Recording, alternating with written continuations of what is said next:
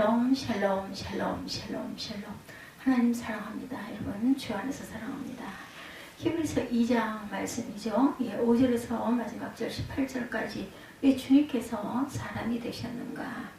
1절부터 4절까지 보면 그러므로 우리는 들은 것에 더욱 유념함으로 우리가 흘러 떠내려가지 않도록 함이 마땅하니라. 천사들을 통하여 하신 말씀이 견고하게 되어 모든 범죄함과 순종하지 아니함이 공정한 보응을 받았거든. 우리가 이같이 큰 구원을 등한히 여기면 어찌 그 부흥을 피하리요. 이 구원은 처음에 주로 말씀하신 바요. 들은 자들이 우리에게 확증한 바니 하나님도 표적들과 기사들과 여러 가지 능력과 및 자기의 뜻을 따라 성령에 나눠주신 것으로서 그들과 함께 증언하셨느니라. 하나님은 우리가 말하는 바 장차 올 세상을 천사들에게 복종하게 하심이 아니니라. 그러나 누구인가가 어디에서 증언할 이르되 사람이 무엇이기에 주께서 그를 생각하시며 인자가 무엇이기에 주께서 그를 돌보시나이까. 그를 잠시 동안 천사보다 못하게 하시며 영광과 존귀로 관을 씌우셨다. 말씀하시죠. 만물을 그 발에 복종하게 하셨느니라 하셨으니 만물로 그에게 복종하게 하셨은즉 복종하지 않은 것이 하나도 없어야 하겠으나 지금 우리가 만물이 아직 그에게 복종하고 있는 것을 보지 못하고 오직 우리가 천사들보다 잠시 묵동안 못하게 하심을 입은 자 곧 죽음의 고난받으심으로 말미암아 영광과 존귀로 관을 쓰신 예수를 보니 이를 행하심은 하나님의 은혜로 말미암아 모든 사람을 위하여 죽음을 맛보려 하심이라. 그러므로 만물이 그를 위하고 또한 그로 말미암은 이가 많은 아들들을 이끌어 영광에 들어가게 하시는 일에 그들의 구원의 창시자를 고난을 통하여 온전하게 하심이 합당하도다. 거룩하게 하시는 이와 거룩하게 함을 입은 자들이 다 한 근원에서 난지라.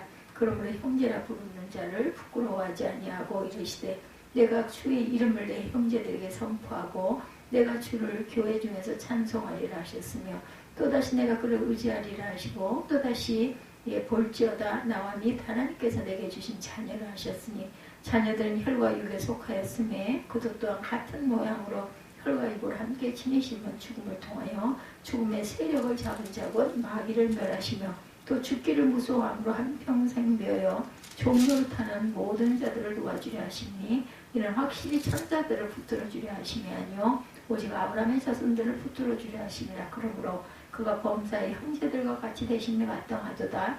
이는 하나님의 일에 자비하고 신실한 대제사장이 되어 백성의 죄를 속량하려 하심이라. 그가 시험을 받아 고난을 당하셨은즉 시험받는 자들을 능히 도우실 수 있느니라. 이렇게 마지막 18절에 끝이 납니다. 주님께서 사람이 되신 그 이유 우리를 구원하시기 위해서 예수 그리스도 임마누엘이시오. 예수 그리스도는 구원하는 자라는 뜻을 갖고 있습니다. 예수 그리스도가 어떤 분이신지를 바로 아는 것은 우리가 기독교 신앙을 지키는데 대단히 중요하고 필요합니다. 히브리서의 저자는 거의 편지의 처음부터 예수 그리스도를 열심히 설명하죠. 제가 다시 읽어보았지만 열심히 오늘 본문에 그리스도께서 우리의 구원을 위해 행하신 일이 무엇인지 5절에 하나님이 우리가 말하는 바 장차 올 세상을 천사들에게 복종하게 하심이 아니니라. 장차 올 세상에는 지금 이 세상과 달리 하나님께서 새롭게 하시고 완성하실 새 세상입니다. 원래 하나님이 창조하실 때 원하신 세상은 사람이 하나님께 순종하고 사람들이 서로 사랑하며 사람이 하나님의 창조 세계를 하나님의 뜻대로 잘 보존하고 관리함으로 모든 사람에게 언제나 유익하고 복되게 하는 세상입니다. 그런 뜻에서 만물이 하나님의 선한 청지기로에 사람에게 복종하는 것이 되는 거죠. 그런데 그런 세상이 사람이 하나님께 순종하지 않으므로 망가집니다. 그 망가진 세상을 하나님께서 회복하려고 하시죠. 그 회복된 세상이 장차 올 세상. 그런데 장차 올 그 세상은 천사들의 권세 아래 두시기 위한 것이 아니라는 말이죠. 왜냐하면 그것은 본래 하나님께서 천지를 창조하실 때 뜻이 아니었기 때문입니다. 장차 올 세상은 망가진 본래의 세상을 회복하는 것이기 때문이죠. 하나님께서 천지를 창조하시고 사람을 만드실 때 하신 말씀은 창세기 6장 26절에서 29절에 나타나 있습니다. 하나님이 이르시되 우리 형상을 따라 우리의 모양대로 우리가 사람을 만들고 그들로 바다의 물고기 하늘의 새와 가축과 온 땅과 땅에 기는 모든 것을 다스리게 하자 하시고 하나님이 자기 형상 곧 하나님의 형상대로 사람을 창조하시되 남자와 여자를 창조하시고 하나님이 그들에게 복을 주시고 하나님이 그들에게 이르시되 생육하고 번성하고 땅에 충만하라 땅을 정복하라. 바다의 물고기 하늘의 새와 땅에 움직이는 모든 생물을 다스리라 하시니라. 하나님이 이르시되 내가 온 지면에 씨 맺는 모든 채소와 씨가 진 열매 맺는 모든 나무를 너에게 주노니 너희 먹을거리가 되리라. 하나님께서는 당신이 창조하신 만물을 사람에게 복종하게 하십니다. 본문 6절에서 8절을 보면 그러나 누구인가가 어디에서 증언하 이르되 사람이 무엇이기에 주께서 그를 생각하시며 인자가 무엇이기에 주께서 그를 돌보시나이까. 그를 잠시 동안 천사보다 못하게 하시며 영광과 존귀로 관을 씌우시며 만물을 그 발 아래 복종하게 하셨느니라. 여기서 누구인가가 어디에서 증언되어 이르다 한 것은 다윗이 그 저자라고 하는 시편 8편을 가리켜서 말씀하죠. 실제로 본문 6절에서 8절은 시편 8편 4절에 8절에 축약해서 인용한 것입니다. 그런데도 저자를 막연하게 언급한 것은 성경의 인간적 저자로 밝히지 않음으로써 하나님이 저자이심을 강조하기 위해서인 것으로 보입니다. 6절에서 사람이 무엇이기에 주께서 그를 생각하시며 인자가 무엇이기에 주께서 그를 돌보시니까 한 것은 하나님께서 사람을 존귀하고 영광스러운 존재로 지으시고 대하심에 대한 감사로 볼 수가 있습니다. 7절과 8절 앞부분에서 그를 잠시 동안 천사보다 못하게 하시며 영광과 존귀로 관을 씌우시며 만물을 그 발 아래 복종하게 하셨느니라 하신 것 또한 하나님께서 비록 사람이 천사보다 조금 못하게 하셨지만 그것은 잠시 동안 뿐이고 궁극적으로는 만물을 그 발 아래 다스릴 존귀하고 영광스러운 존재로 세우시고 관을 씌우셨다라는 뜻입니다. 그렇게 만물이 예외 없이 사람에게 복종하는 것이 본래 하나님께서 뜻하신 바이지만 아직 그 뜻대로 되지 않고 있다. 6절에서 만물로 그에게 복종하게 하셨은즉 복종하지 않은 것이 하나도 없어야 하겠으나 지금 우리가 만물이 아직 그에게 복종하고 있는 것을 보지 못하고 한 것이 그것을 말하고 있죠. 사람이 복종해야 할 만물이 복종하는 것을 아직 보지 못하는 상황은 잘못된 상황입니다. 하나님께서 원래 원하신 상황이 아니죠. 이것은 시정되어야 할 상황입니다. 이 상황이 어떻게 시정될 수 있다는 것인가? 달리는 할 수 없고 오직 예수 그리스도를 통해서만 가능하다는 것입니다. 9절을 봅니다. 오직 우리가 천사들보다 잠시 동안 못하게 하심을 입은 자 곧 죽음의 고난받으심으로 말미암아 영광과 존귀로 관을 쓰신 예수를 보니 이를 행하심은 하나님의 은혜로 말미암아 모든 사람을 위하여 죽음을 맛보려 하심이라. 예수님은 바람도 바다도 병도 죽음도 생명도 귀신도 마음대로 명하시고 움직이시고 다스리시는 하나님의 아들이시죠. 무리를 걸으시는 주님이시죠. 머리떡 5덩어리와 물고기 2마리로 남자들만 5,000명 이상을 배불리 먹이시기도 했던 주님이십니다. 한 마리도 안 잡히던 물고기가 그물이 찢어지도록 잡히게 하신 하나님이십니다. 바로 그 아들을 통해 하나님께서는 만물이 우리에게 복종하게 만드시겠다는 거죠. 그것이 장차 올 세상인 것이다. 근데 만물이 하나님의 본래 뜻과 달리 인간에게 복종하지 않게 된 원인이 인간의 죄 때문이므로 먼저 죄의 문제를 해결해야 하는 것. 죄의 값은 사망입니다. 근데 만물이 하나님의 본래 뜻과 달리 인간에게 복종하지 않게 된 원인이 인간의 죄 때문이므로 먼저 죄의 문제를 해결해야 하는 것. 죄의 값은 사망.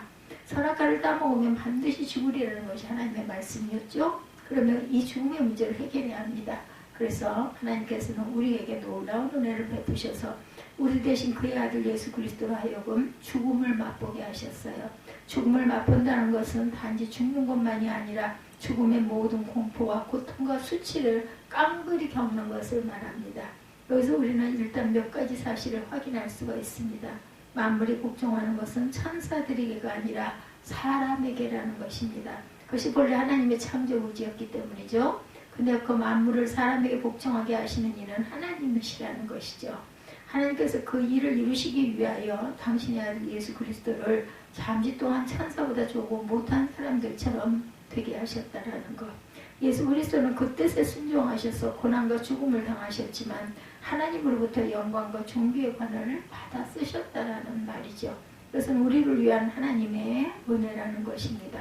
왜냐하면 우리가 죽어야 할 죽음을 예수 그리스도로 하여금 맛보게 하셨기 때문이라는 것입니다.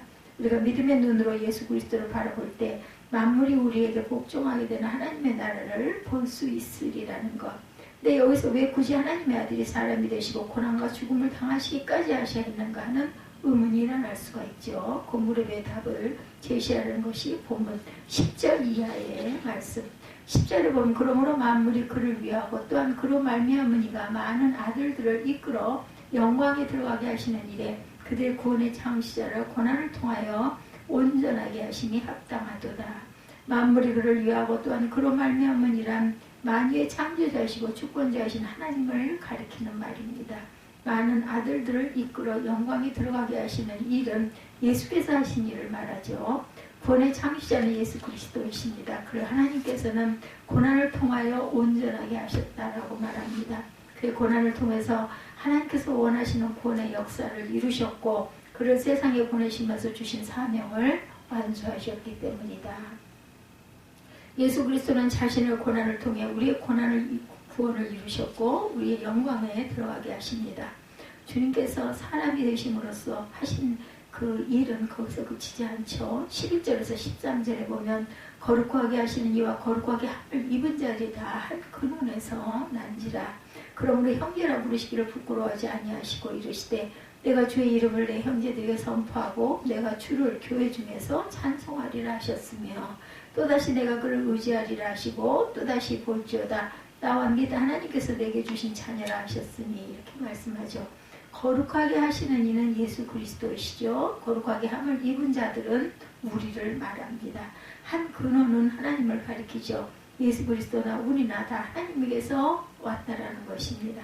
그러므로 예수께서 우리를 형제라 부르시기를 부끄러워하지 아니하셨다라는 것. 예수 그리스도께서는 사람이 되심으로써 우리를 당신의 형제들이 되게 하시고 그래서 또 우리를 하나님의 자녀가 되게 하셨다. 주님께서 사람이 되심으로 하신 일은 본문 14절에서도 잘 나타납니다. 자녀들은 혈과 육에 속하였음에 그도 또한 같은 모양으로 혈과 육을 함께 지니심은 죽음을 통하여 죽음의 세력을 잡은 자 곧 마귀를 멸하시며 혈과 육에 속하였다는 것은 사람이라는 거죠. 하나님의 아들이 혈과 육을 지닌 사람의 몸으로 오신 이유는 죽기 위해서라는 것입니다. 그냥 하나님의 자리에 계시면 죽지 않으시기 때문입니다. 혈과 육을 가지셔야 죽을 수 있기 때문이죠. 죄 지은 사람 대신 죽어야 하는데 영이신 영원한 하나님으로서는 죽으실 수 없기 때문에 죽을 수 있는 사람의 몸으로 오셨다라는 겁니다. 또 죽음을 통하여 죽음의 세력을 잡은 자 곧 마귀를 멸하시며 말씀하시죠. 예수 그리스도의 죽음은 인간의 죄를 속량하시기 위한 죽음이지만 다른 한편으로는 인간의 죽음의 세력을 잡고 있는 마귀를 멸하시기 위한 것이라는 말씀입니다. 예수 그리스도의 죽음은 그러므로 사람을 죽이는 마귀를 죽이고 당신의 다시 사심과 함께 우리를 살리시기 위한 것이다. 이것이 예수 그리스도의 십자가에 의한 우리의 구원입니다. 그리고 주님께서 사람이 되심으로써 하신 일은 우리를 단순히 사는 것이 아니라 죄의 노예 상태로부터 해방시키시는 일입니다. 본문 15절이죠. 또 죽기를 무서워함으로 한평생 매어 좋은 노릇하는 모든 자들을 놓아주려 하십니다. 이처럼 예수 그리스도께서 우리를 위하여 이루시는 구원의 한면 즉 우리는 마귀와 죽음의 공포와 죄로부터 해방되고 만물은 다시 우리에게 복종하는 본래 하나님의 뜻이 이루어지는 세상은 천사들에게 맡기기 위한 것이 아니라 하나님의 자녀들에게 주시기 위한 것임을 다시 한번 확인합니다. 16절이죠. 이는 확실히 천사들을 붙들어 주려 하심이 아니요 오직 아브라함의 자손들을 붙들어 주려 하심이라. 여기서 붙들어 주려 하심은 도우심을 뜻합니다. 아브라함의 자손은 우리를 가리키죠. 주님께서 우리 사람과 같이 되셨다는 것은 그가 하나님의 백성된 우리를 도우시기 위해서다. 주님께서 사람이 되셔서 우리를 위해 하신 중요한 일이 또 하나 17절. 그러므로 그가 범사의 형제들과 같이 되심에 마땅하도다. 이는 하나님의 일에 자비하고 신실한 대제사장이 되어 백성의 죄를 속량하려 하십니다. 하나님의 일에 자비하고 신실한 대제사장이 되어 백성의 죄를 속량하시려고 사람이 되셨다는 것이죠.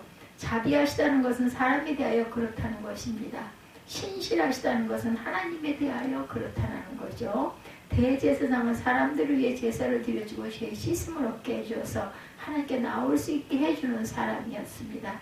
예수 그리스도는 당신의 몸으로 화목제물을 삼으시고 온 백성의 모든 죄를 단번에 영원히 씻으심으로 하나님께로 나아가는 길을 열어주셨어요. 마지막으로 보면 18절에 그가 시험을 받아 고난을 당하셨은즉 시험받은 자들을 능히 도우실 수 있느니라. 주님께서는 사람이 되셨기 때문에 사람의 마음과 고통을 아셨다라는 것. 그래서 시험과 고난을 지한 사람을 도우실 수가 있다는 것이죠. 모든 사람을 그들의 모든 시험과 고난 속에서 도우실 수 있는 유일하신 분은 예수 그리스도이시다. 우리를 도우시고 우리를 죄와 죽음과 공포로부터 구원하시고 존귀와 영광을 누리게 하시기 위하여 우리와 같은 사람의 몸으로 오신 예수 그리스도를 믿는 믿음으로 사는 우리가 되어야겠습니다. 이미 그 구원의 사역을 완수하시고 존귀와 영광 가운데 하나님 우편에 앉아 계시다가 다시 오셔서 세상을 심판하시고 하나님의 나라를 완성하실 주님을 믿는 믿음으로 날마다 승리하는 저와 여러분이 되시기를 주님의 이름으로 축복합니다. 기도하시겠습니다.